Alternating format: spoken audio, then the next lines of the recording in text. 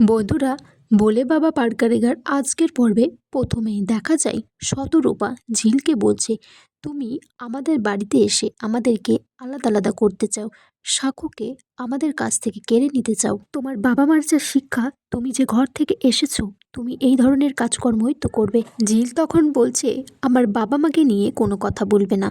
তোমাদের কাছে তারা তুচ্ছ মানুষ হতে পারে, কিন্তু আমার কাছে তারা ভগবান। সাক্ষ্য তারপর ঝিলকে বলছে যে ঝিল, সব কিছুর কিন্তু একটা লিমিট থাকে, তুমি কিন্তু সেই লিমিটটা এবার পেরিয়ে যাচ্ছ। ঝিল তখন বলছে, তাই নাকি? তা কি শাস্তি দেবে আমাকে? দাও। তারপর সেখানে চৈতি আসে। চৈতি সাক্ষ্যকে বলছে, তুই এখনও নার্সিংহোমে যাসনি? তখন সাক্ষ্য বলছে, আমার ওটিটা ক্যান্সেল হয়েছে। তখন চৈতি বলছে, ওটি তো যে কোনো কারণে ক্যান্সেল হতেই পারে, কিন্তু তোকে তো নার্সিংহোমে যেতে হবে। চৈতি তখন বলছে, সাক্ষ্য, একটা বিষয় নিয়ে এতক্ষণ আলোচনা হচ্ছে বলে আমি বলছি, তুই সাক্ষ্য ঝিলের পিছনে এই সময়টা নষ্ট করিস না। সাক্ষ্যকে বলছে, এই জন্য যদি তোর কাজের কোনো ক্ষতি হয়ে যায় সেই ক্ষতিপূরণ কিন্তু তোকেই দিতে হবে, ঝিল দিতে পারবে না।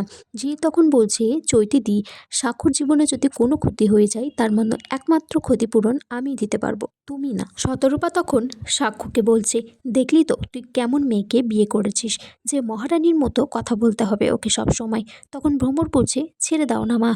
ভ্রমর তখন তার মাকে বলছে, তোমরা যদি অশান্তি চাও তাহলে কিন্তু অশান্তিই হবে, আর তোমরা যদি শান্তিতে থাকতে চাও তাহলে কিন্তু সেটা পারবে, সব কিছু তোমাদের হাতে মা। তিতির তখন বলছে, ভ্রমর, অশান্তি কিন্তু একা একা করা যায় না, অশান্তিটা ও করছে তাই হচ্ছে।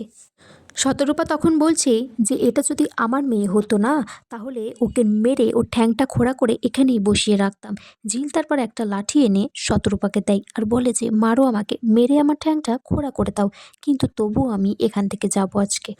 তখন সাক্ষ্য বলছে, ঝিল, তুমি যদি এইভাবে প্রত্যেকটা মানুষের সাথে অসভ্যতামি ব্যবহার করো তাহলে কিন্তু, বলে থেমে যায়। তখন ঝিল বলছে, তাহলে কি বাড়ি থেকে বার করে দেবে আমাকে? এই কথাটা তুমি দ্বিতীয়বারও বললে। ঝিল তখন বলছে, এই বাড়ি থেকে তো আমি চলেই গিয়েছিলাম, থাকতে আমি চাইনি, তুমি কিন্তু আমাকে নিয়ে এসেছিলে। সাক্ষ্য বলছে, এখন তো দেখছি ভুল করেছিলাম। তখন ঝিল বলছে, ভুলটা তুমি শুধরে নাও তাহলে, সেই ভুলটা শুধরানো তো অনেকগুলো সুযোগ আছে, তুমি শুধু একবার আমাকে বলে দাও, আমি চলে যাচ্ছি এই বাড়ি থেকে। ভ্রমর ঝিলকে বলছে, একটা সামান্য কথায় তুমি খুব জেদ করো ঝিল। তখন তিতির বলছে, শুধু জেদ নয়, একটা অসভ্য মেয়ে। ঝিল বলছে, আমি যে কাজটা করতে যাচ্ছি কাজটা করে আমি সোজা আমার মায়ের কাছে চলে যাব। তখন ভ্রমর বলছে, তুমি যে কথাটা বলছো না আমাদেরকে, সেটা তো দাদাভাইকে বলতে পারতে, তাহলে এতক্ষণ তোমার কাজে তুমি বেরিয়ে পড়তে, এত দেরি হতো না তোমার। ঝিল তারপর বাড়ি থেকে বেরিয়ে যায়, মিলির সাথে দেখা করে। মিলি বলছে, তোর মনটা কি খারাপ? তোকে দেখে মনে হচ্ছে মুড অফ। ঝিল তখন বলছে, আমার যাই হয়ে যাক তোকে দেখতে হবে না। মিলি বলছে, আমার উপর রাগ দেখাবি না, আর কোথাও নিয়ে যাচ্ছিস আমাকে সেটাও তো বলছিস না। ঝিল তখন মিলিকে বলে যে, স্বাক্ষর নামে কেউ থানায় গিয়ে কমপ্লেন করেছে, আর সেটা আমার নামে, কিন্তু আমি তো কাজটা করিনি, আর আমাকে জানতে হবে কে এই মিথ্যেটা করছে। তারপর থেকে সাক্ষ্য আমার সাথে ভালো করে কথাই বলছে না। মিলি তখন বলছে, এটাই তো স্বাভাবিক, কোনো বর কি মেনে নেবে যে নতুন নতুন বিয়ের পর তার বউ গিয়ে থানায় গিয়ে তার নামে অভিযোগ লেখায়? তারপর ঝিল আর মিলি থানায় পৌঁছে যায়। থানার বড়বাবুকে বলে যে, আপনার সাথে কিছু কথা আছে। বড়বাবু তখন বলে, ওদেরকে মেজবাবুর কাছে নিয়ে যেতে। তখন ঝিল বলে, আমি কোনো মেজবাবু টেজবাবুর কাছে যাব না, আমি আপনার সাথেই কথা বলবো। আমি শুনলাম আমার স্বামী ডাক্তার সাক্ষ্য চ্যাটার্জি, তার নামে কিছু কমপ্লেন করা হয়েছে, আর সেটা নাকি তার স্ত্রী করেছে। আমি একবার সেই খাতাটা দেখতে চাই। তখন পুলিশটি বলছে যে, নিশ্চয়ই দেখবেন বলেই তো এসেছেন। তখন একটা পুলিশ কনস্টেবল তার খাতাতে দেখায় যে, ঝিলাম দাস বলে একজন তার স্বামীর নামে কমপ্লেন লিখে দিয়ে গেছে। বড়বাবু তখন বলছে, এই তো ঝিলাম দাস এখানেই বসে আছে। ঝিল বলছে, কি প্রমাণ আছে যে এটা আমি করেছি? তখন পুলিশটি বলছে, কি প্রমাণ আছে যেটা আপনি করেননি?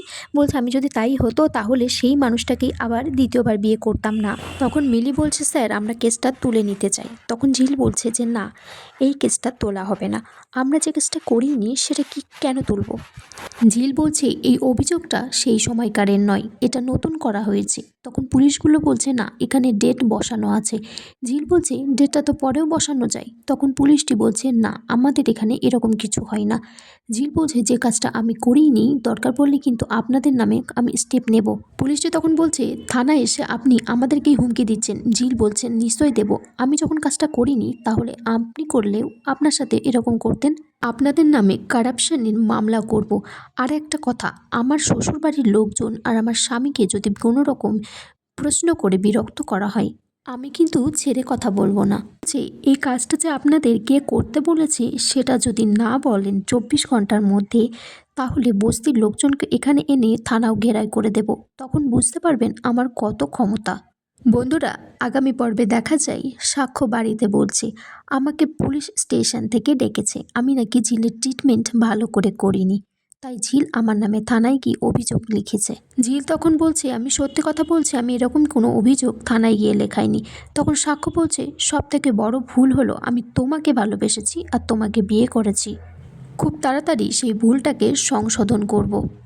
ঝিল তখন বলছে আজ যেটা করে ফেললে পরে যদি ক্ষমা চাইতে আসো কোনো মানে নেই, আমি ক্ষমা করব। আর এখানে আজকের পর্ব শেষ হয়ে যায় বন্ধুরা।